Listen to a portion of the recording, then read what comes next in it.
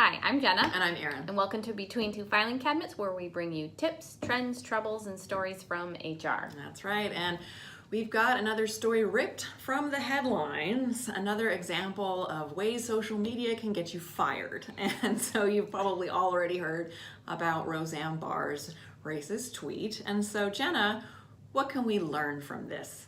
Yeah, there's a couple of important things from this that come up, I think, to us quite a bit. Is sometimes people have a misunderstanding about what they put out there and what they say and the consequences. And a lot of times we hear, hey, it's the First Amendment, freedom of speech, I can say what I want to say, which is really not true in the private employment setting. The First Amendment's really about the government's control of your speech, not necessarily your employer. Right. Unless you're in the public setting, there's some different rules. So I think there's just this disconnect between what employees think in that, if you put something out there, whether it's a face-to-face conversation or in a social media context, you can still be held accountable for that. You're responsible for your words. Right. And I always kind of tell people, the things that people are saying are not new things, right? We've always had racists. We've always had all of these things. It's just now people put it out there in a very public way. So now there are more consequences, I think, because, if we were having a conversation, it's much less likely for that to get out into the general public. And so it's not new things. It's just that we see them in a much more public way. And so it is important for people to know that, if you put things out there, that you can be held accountable for them and there are consequences.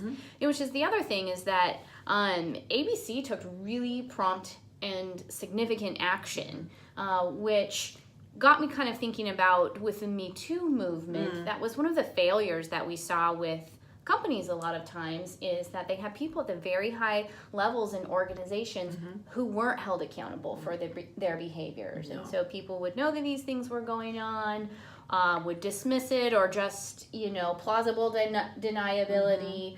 And so that kind of allowed it to permeate through other levels in the organization. So that, I think some employers have learned some lessons from the Me Too movement that certainly applied, I think, in this situation as well, is that they said, hey, even though this is the star of our sitcom, this is not acceptable, and the show is done. So that was holding someone immediately accountable regardless of their status in the company, in the organization. So I thought that was a really good lesson as well. It's a conversation that I have with companies often when we're talking about harassment and creating inclusive working environments, is that it has to start at the top. There has to be accountability no matter what level in the organization. So I was glad to see that that this organization, ABC, at least took this one seriously and took swift action. Yeah, great point. It was very swift action. Yeah. So anyways, just a couple of things to remember. Yep, your employees can be held accountable for what you put out there. Of course, there are some limitations on that speech. Under the National Labor Relations Act, if someone is talking about a term or condition of employment, protected group activity, we have to give pause.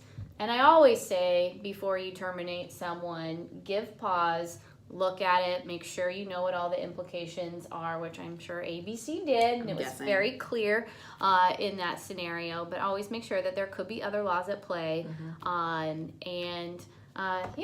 So let's file this one under First Amendment, freedom of speech. And social media. Social media. Sounds good. All right, we'll see you Thanks. next time.